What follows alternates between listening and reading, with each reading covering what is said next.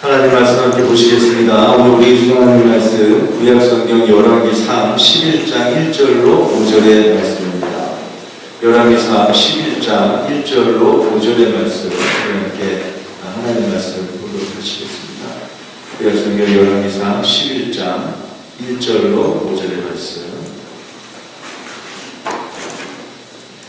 네, 다 찾으셨으면 우리 한 목소리로 하나님 말씀 공독하도록 하겠습니다. 함께 읽겠습니다. 솔로몬 왕이 바로의 딸 외에 이방의 많은 여인을 사랑하였으니 곧 모압과 암몬과 에돔과 시돈과 헷 여인이라. 여호와께서 일찍이 이 여러 백성에 대하여 이스라엘 자손에게 말씀하시기를 너희는 그들과 서로 통혼하지 말며 그들도 너희와 서로 통혼하게 하지 말라. 그들이 반드시 너희의 마음을 돌려 그들의 신들을 따르게 하리라 하셨으나 솔로몬이 그들을 사랑하였더라. 왕은 후궁이 700명이요 첩이 300명이라. 그의 여인들이 왕의 마음을 돌아서게 하였더라. 솔로몬의 나이가 많을 때에 그의 여인들이 그의 마음을 돌려 다른 신들을 따르게 하였으므로 왕의 마음이 그의 아버지 다윗의 마음과 같지 아니하여 그의 하나님 여호와 앞에 온전하지 못하였으니 이는 시돈 사람의 여신 아스다롯을 따르고 암몬 사람의 가증한 빌곰을 따르니라. 아멘. 우리는 지난 몇 주간 이스라엘에 세워진 왕들에 대한 말씀을 함께 나눈 바가 있습니다. 이 왕들을 세우실 때 여러분 아시는 것처럼 하나님이 참 많이 걱정을 하셨어요. 너희들이 원해서 왕을 세우기는 하지만 이 왕들 때문에 너희들이 고통을 당하고 어려움을 당하는 그런 날들이 오게 될 것이다 라고 하는 그런 걱정을 가지고 이스라엘 왕들이 세워지게 된 것입니다. 백성들은 많은 기대를 했죠. 그들이 원하는 이제 왕이 세워졌고 그러므로 말미암아서 여러 가지 좋은 일들이 있을 것이다 라고 하는 그런 기대를 가지고 있었지만 이러한 백성들의 기대와는 아주 다르게 세워진 이스라엘 왕들은 부족함이 너무 많은 그런 사람들이었던 것입니다. 우리가 지난 시간에 함께 나눴던 이스라엘의 첫 번째 왕이었던 사울은 물론이거니와 그래도 비교적 그 중에 낫다고 그렇게 기억이 되고 있는 다윗이라고 하는 왕조차도 보통 사람들이라면 상상하기도 힘든 그런 일들을 행하지 않았습니까? 그런 모습들을 통해서 이 왕들에 대한 기대가 얼마나 처참하게 무너지는가 하는 것들을 우리가 보게 되는 것입니다. 왕이 세워지고 이렇게 왕국시대가 진행이 되면서 시작이 되면서 사람들의 마음 가운데 많은 기대가 있었습니다. 그러나 이렇게 하나의 통일된 왕국의 시대는 단 3명의 왕이 통치하는 단 120년의 짧은 역사로 끝이 나게 되는 것입니다. 이 아프고 슬픈 역사의 마지막을 장식한 왕이 오늘 우리가 함께 살펴보게 될 솔로몬이라고 하는 왕이 되겠습니다. 이 솔로몬이라고 하는 이름은 다윗만큼이나 유명합니다. 여러분들 잘 아시는 그런 이름이기도 하죠. 이 솔로몬 왕을 머릿속에 떠올리면 먼저 생각나는 것이 있습니다. 그 아기의 진짜 엄마를 찾아주는 그 지혜로운 재판, 그 사건과 하나님의 성전을 건축한 그런 일들을 솔로몬 왕을 떠올릴 때 그런 것들을 먼저 생각하게 된다라는 것입니다. 솔로몬은 이렇게 그 지혜를 대표하는 인물로 하나님 앞에 충성스러운 그런 사람으로 오늘 우리에게 다가오고 오늘 우리에게 기억이 되고 있습니다. 그러나 솔로몬의 인생 전체를, 인생 전반을 우리가 살펴보게 되면 역시 솔로몬의 인생에도 어두운 그런 부분들이 존재하고 있는 것들을 우리가 알게 됩니다. 이러한 솔로몬의 잘못된 그런 마음, 잘못된 그런 모습들, 통치로 인해서 이스라엘이 남유다와 북이스라엘로 분열이 되는 그런 결과가 나오게 되었습니다. 본인에게나 또 백성들에게는 얼마나 안타까운 그런 일이 되는지 알 수가 없는 것입니다. 이런 의미에서 솔로몬의 인생은 오늘 우리에게 반면 교사의 교훈을 전해줍니다. 여러분 아십니까? 반면 교사라는 단어 들어보셨죠? 우리가 따라서는 안 돼, 배워서는 안 돼, 이렇게 하면 안 되는구나 라는 그런 교훈, 가리키는 반면 교사라고 얘기하지 않습니까? 이 반면 교사로서의 교훈을 우리에게 전해주고 있는 것입니다. 우리가 인생 가운데 그렇게 따라가면 안 되고 우리가 인생 가운데 주의해야 될 그런 모습이 어떤 것인지를 우리에게 그 삶의 모습으로 교훈해주고 있는 것입니다.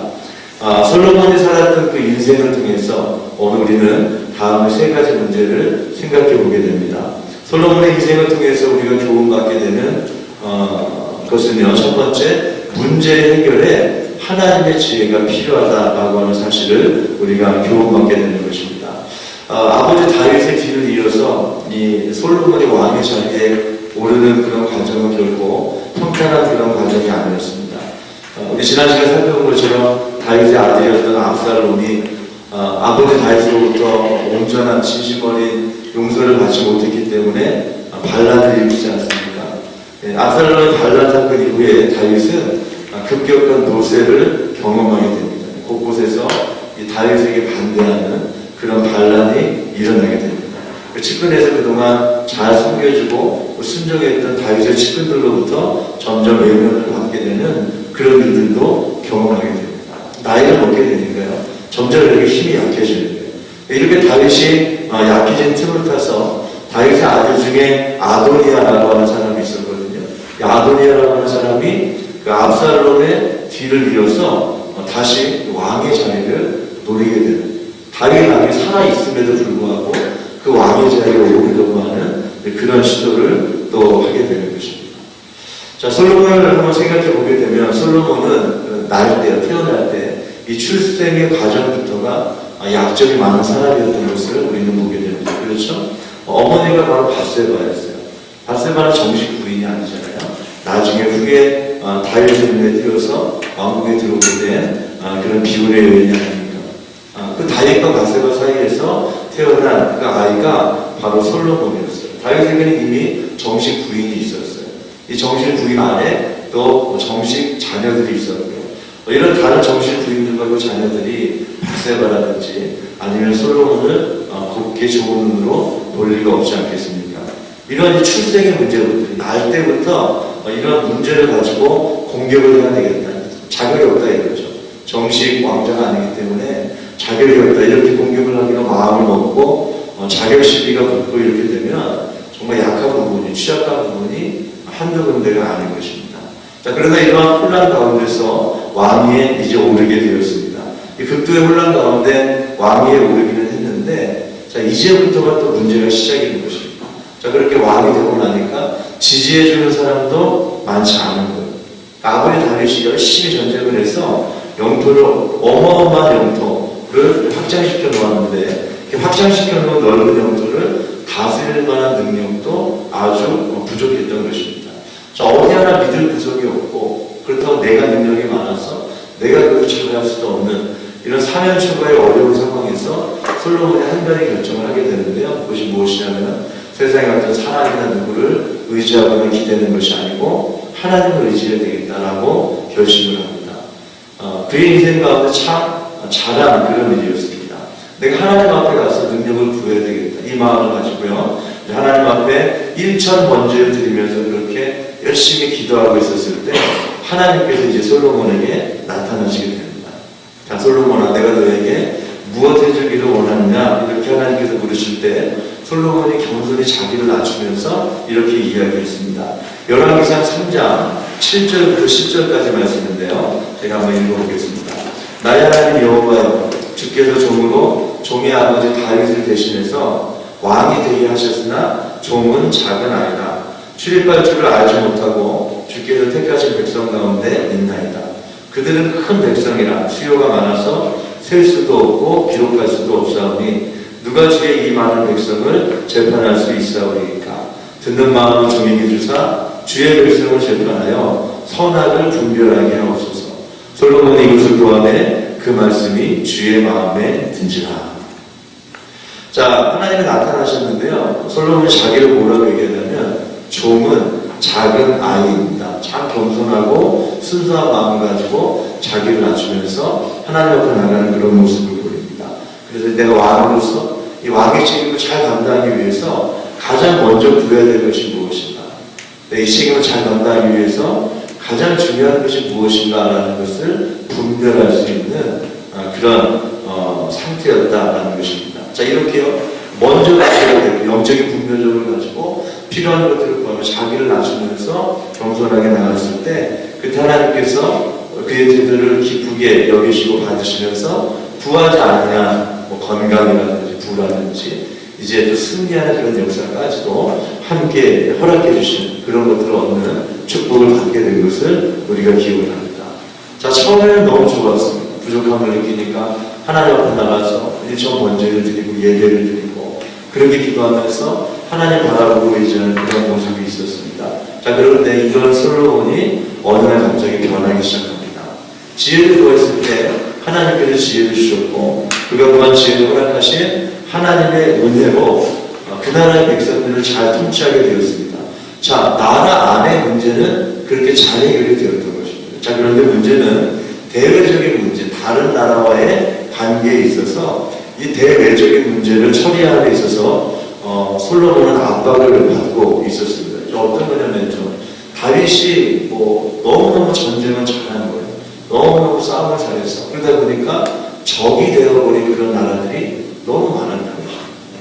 그 수많은 적들과 대적해서 이 이스라엘을 지키려고 하면 계속해서 싸움을 해야 하고 또 싸움에서 이겨야만 그 넓어진 영토를 지키고 또 보호할 수 있는 것인데 자, 솔로몬이 생각하기에 다윗처럼 내가 전쟁을 잘할 자신이 없는 거예요. 아버지처럼 그렇게 용맹스럽고 싸움을 잘하고 그런 자신이 없었던 것입니다. 자, 백성들은 다 왕을 바라보고 있잖아요. 왕이 어떻게 해주기를 바라보고 있고 그렇다면 이 시간은 다시 한번 하나님 앞에 나가 기도해야 될 그런 타이밍이 아닙니까? 기도의 자리로 다시 나아가야 하는 그런 타이밍인데 그러나 뜻밖에도 솔로몬은 기도하면서 하나님 앞에 나아가는 그런 길이 아니고요. 자기 자신의 힘으로 나름대로의 능력으로 나름대로의 계획으로 이 문제를 해결해 보기로 그렇게 결심을 하게 되는 것입니다. 그가 생각해낸 계획이 무엇이냐면 전쟁을 해서 싸움을 해서 상대방을 이길 수 없다면 그러면 아예 싸움이 일어나지 않도록 한번 만들어보자 라고 하는 그런 계획을 세우게 됐습니다. 화친하자는 겁니다. 자, 그래서 주변 국가의 나라의 왕들의 공주들이 있잖아요. 주변 이방 민족 그 나라의 왕들의 그 딸들 공주들을 이스라엘로 불러들여서 그들과 정략적으로 무차별 혼인을 그렇게 하게 되는 것입니다. 우리가 처음에 읽었던 말씀이요, 본문 말씀 내용이 바로 이제 그것이었어요. 이방 나라의 공주들과 그렇게 혼인을 하게 되면서 이 이방 나라의 공주들이 그 몸만 온 것이 아니고 이방 나라에서 그들이 섬기고 있던 우상들을 함께 가지고 들어오게 되는 것입니다. 자, 이렇게 이들이 가지고 들어온 이방 나라의 우상을 이제 솔로몬도 숭배하게 되었고 이 일이 하나님 보시기에 아주 악한 그런 일이 되었다는 것이 오늘 우리가 아까 읽은 말씀의 그런 내용이었습니다. 처음에 솔로몬이 그랬던 것은 아닙니다. 처음에 솔로몬은 나는 다윗을 넘지 못합니다. 아버지가 갈 수 없습니다. 나는 작은 아이이고 내 능력은 너무 부족합니다 라고 하는 고백으로 하나님 앞에 나가고 이런 모습이 하나님 보시기에 너무나 아름다운 것이었어요. 그러나 이제 더 이상 솔로몬은 작은 아이라고 하는 고백을 하지 않습니다. 하나님이 가장 경계하시는 것이 교만한 것 아닙니까? 이 교만이 바로 하나님이 가장 경계하시는 그런 일인데 결국 그에게 나타난 이런 교만의 모습이 엄청난 결과를 초래하게 됩니다. 이 정략 결혼, 내가 싸움을 하지 않은 대신 결혼을 함으로써 내가 전쟁을 피해야 되겠다라는 그런 방법을 생각해내고 솔로몬이 자기 자신을 굉장히 칭찬했을지도 모르겠어요. 이거 봐라. 전쟁을 하지 않고도 그냥 잘 지낼 수 있는 그런 방법이 있잖아. 내가 이것을 만들어냈다. 내가 이걸 생각해냈다라고 생각하면서 스스로 기뻐했을 수도 있습니다. 오늘 말씀을 보니까요. 부인이 몇 명이에요? 무려 1000명이나 되는 그런 부인을 만들어 놓았습니다. 다들 이방 나라, 다른 옆 나라의 공주들이 함부로 대할 수도 없잖아요. 그러니까 이 부인을 챙기느라고 정신이 없어서 국정을 보살필 그런 겨를이 없었을 것이 분명하다는 것입니다. 솔로몬에게 착각이 있었습니다. 솔로몬에게 있었던 착각은 무엇이냐면 출발선과 결승선을 혼동하고 있다라는 것입니다. 이제 왕이 되었습니다. 처음에는 불안했습니다. 그래서 기도했습니다. 시간이 지나면서 하나님 허락하신 지혜로 왕위가 안정이 되었다는 것입니다. 그러니까 왕위가 안정이 되었다는 것은 이제 모든 것이 끝났다는 이야기가 아닙니다. 이제 비로소 본격적으로 왕의 역할과 책임을 잘 감당해야만 하는 그런 시간, 타이밍이 됐다는 것이죠. 이제 본격적으로 기도에 힘을 써야 할 그런 때가 되었다라고 하는 그런 의미인데, 그런데 솔로몬은 그만 왕의 자리가 안정이 되면서 결승적으로 통과한 것으로 이제 다 끝났다라고 생각을 해버린 것입니다. 그리고 결승전을 통과했다라고 생각을 하게 되니까 더 이상 무엇을 하지 않습니까? 기도를 하지 않습니다. 오늘 우리가 믿음 생활 안에서 이러한 솔로몬이 지금 행한 이런 잘못, 착각을 그렇게 생각하고 그렇게 행하는 경우가 없지 않습니다. 정말 기도해야 될 때가 있습니다.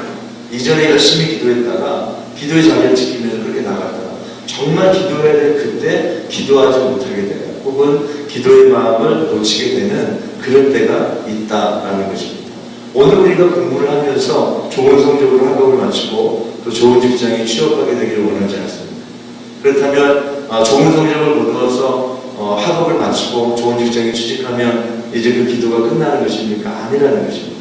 바로 그때가 또 새로운 기도를 시작해야 되는 바로 그때인데, 오늘 그러한 부분에 있어서 솔로몬이 착각을 해버린 것이 있었다는 것입니다. 그렇습니다.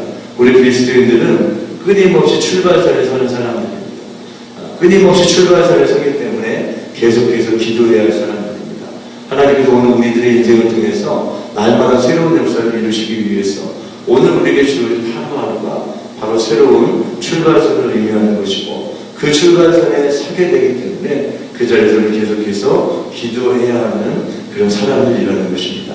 솔로몬을 향한 하나님의 뜻이 그 아버지였던 다윗의 영토를 유지하는 것에 만족하는 그런 것은 아니었을 것입니다. 아마도 하나님은 누구에게나 그렇듯이 솔로몬에게 어쩌면 다윗보다 더 큰 영광, 다윗보다 더 큰 것을 주시기를 원하셨는지 몰라요. 다윗보다 더 큰 것을 주시기를 원하시는데, 그러나 솔로몬 스스로 그 한계를 제한해버린 것입니다. 지금 주어진 현실에 안주해서 만족하려고 하는 그런 마음을 가지게 된 거예요. 이처럼 현실에 안주하려고 하는 마음, 이만하면 됐다라고 하는 생각은 하나님의 축복의 계획을 제한하게 된다라는 것을 생각해야만 한다는 것입니다. 눈앞에 놓여진 여러 가지 문제 앞에서 우리에게 필요한 것은 다른 것이 아닙니다. 바로 하나님의 지혜인 것입니다.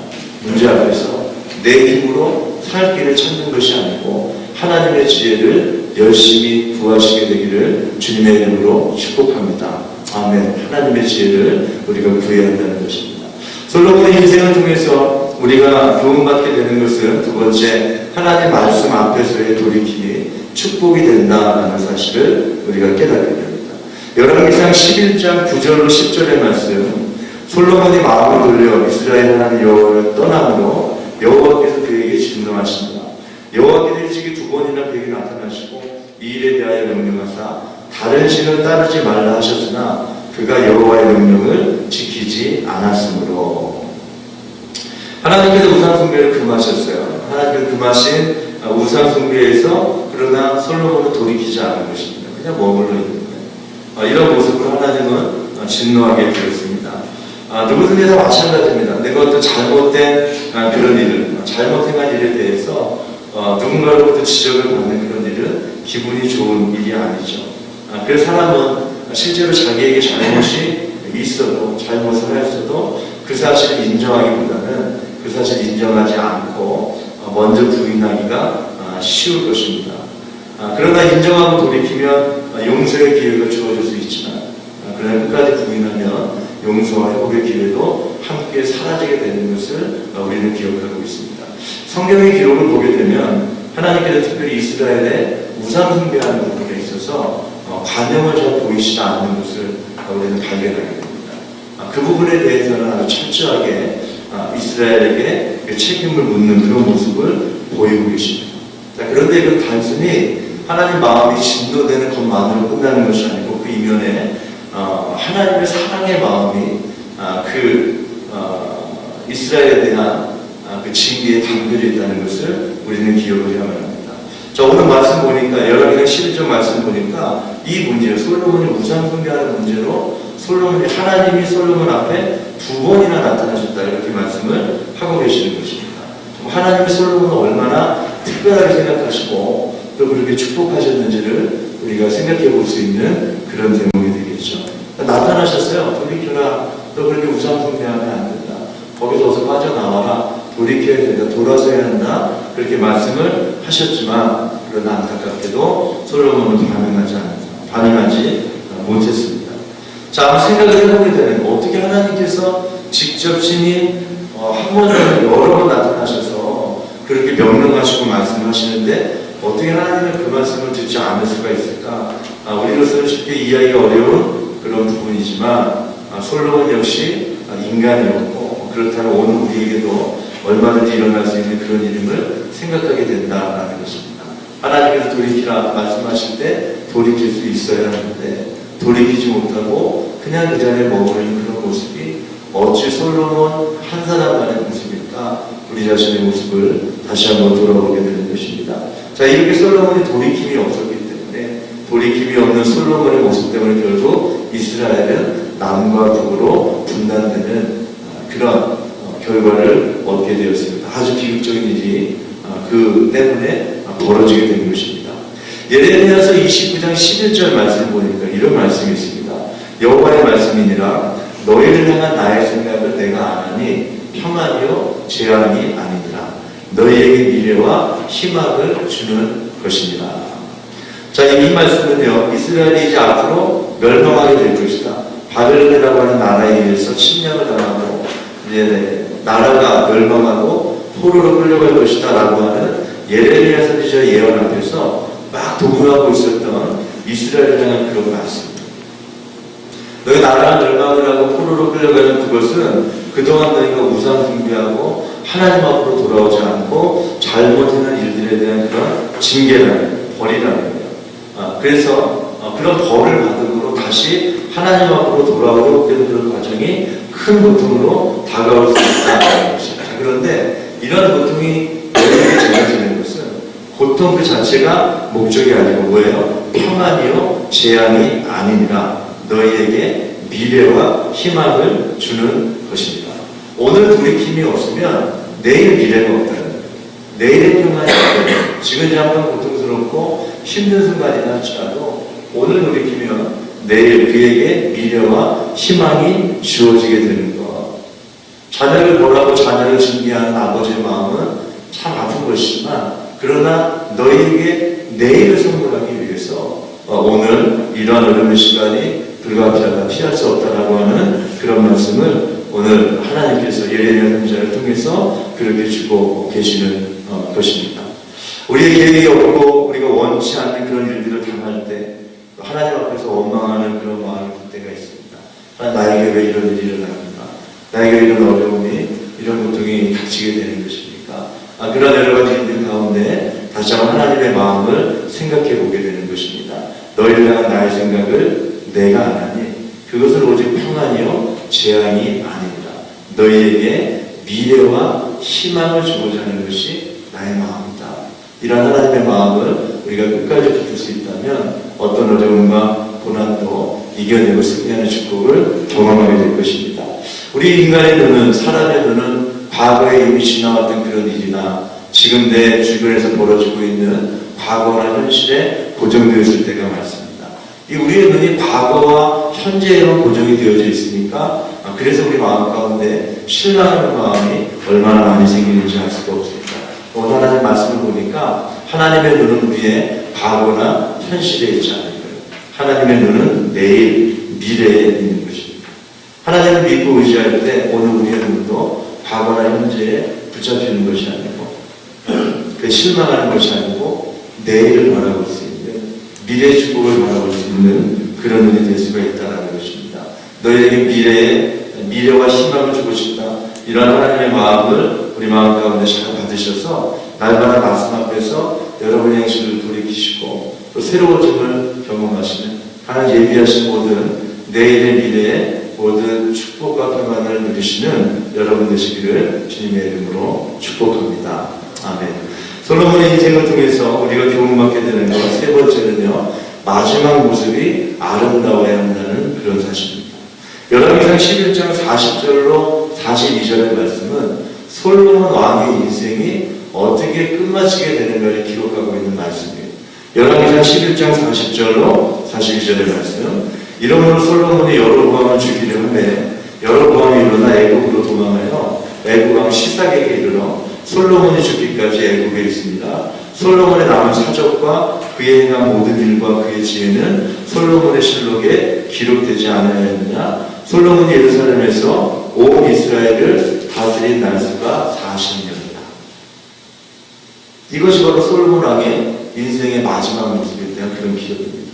이 솔로몬 왕에 대한 기록을 우리가 살펴보게 되면서 좀 당황스러움을 느끼는 그런 부분이 있는데 바로 그의 인생의 마지막 모습에 대한 그런 기록입니다. 하나님의 성전을 건축했어요. 아무나 할 수 없는 정말 큰 일을 그가 해냈어요. 지혜자로 이름을 떨치고 먼 나라에서도 그에게 찾아와서 지혜를 구하는 지혜자로 이름을 떨치는 그런 사람. 솔로몬을 머리 위에 떠올릴 때마다 생각나는 일들이 많이 있지만 그러나 그렇게 잘 나갔을 때 그 모습에 비해서 그의 마지막 모습은 아주 초라한 것을 우리는 발견하게 됩니다. 11장 40절 말씀이요. 이러므로 솔로몬이 여로보암을 죽이려 하매 여로보암이 일어나 애굽으로 도망하여 이렇게 기록하고 있어요.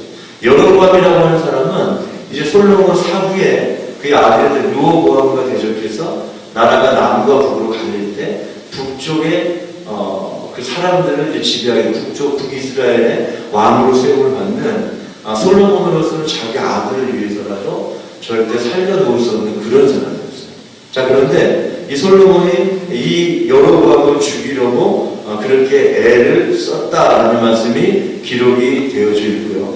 성경에 기록된 솔로몬의 마지막 모습이 이거였어요. 이게 공식적인 행동의 끝이에요. 뭐냐면 눈이 시뻘게 돼서 여로보암이라고 하는 사람은 내가 여로보암을 죽여야 돼. 눈이 시뻘게 진 채 여로보암을 잡기 위해 이곳저곳 헤매고 다니는 그 모습이 솔로몬의 인생에 대한 구체적 기록의 마지막 문장이다라는 것입니다. 그리고는 끝입니다. 더 이상 그가 무엇을 어떻게 했다 언급되는 그런 기록이 없어요. 참 허무하기 그지 없습니다. 마지막 순간에 하나님의 은혜와 동행해서 하나님께 영광을 돌렸다는 말, 많은 백성들에게 사람들에게 하나님의 은혜를 전했다라고 하는 그런 말은 없습니다. 누군가를 죽이기 위해 눈이 시뻘개져서 여기저기 헤매다니다가 그렇게 그의 인생이 그냥 끝나게 되었다는 것입니다. 다윗은 어떻습니까? 다윗은 솔로몬 이상으로 잘못한 일이 많았던 그런 사람이죠. 그러나 그에게는 하나님 앞에서의 돌이킴과 관계회복의 시간이 있지 않았습니까? 역대상 29장 26절로 28절의 말씀은 이제 다윗 왕의 마지막 모습을 소개하고 있는데 이렇게 소개합니다. 이새의 아들 다윗이 온 이스라엘의 왕이 되어서 이스라엘을 다스린 기간은 40년이라.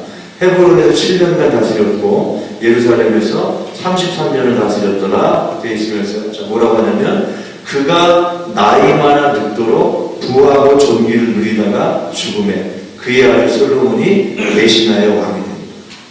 나이마나 늙도록 부하고 존귀를 누리다가 죽음에 똑같이 왕의 자리에 앉아있다가 마지막 시효를 맞이하게 되는데 한 사람은 나이마나 늙도록 부하고 존귀를 누리다가 죽는가 하면 어떤 한 사람은 누군가를 잡아 죽이기 위해서 혈안이 되어서 헤매이다가 그렇게 인생을 마치게 되는 그렇게 마지막 인생의 마지막 모습이 이렇게 달라도 다를 수가 있구나 라고 하는 것을 우리 다시 한번 생각해 보게 됩니다. 다윗의 마지막은 솔로몬의 것과 달랐다라는 것입니다. 자, 그렇습니다. 믿음 안에서 우리가 좋은 모습을 가지고 믿음생활, 신앙생활을 하는 것이 중요합니다.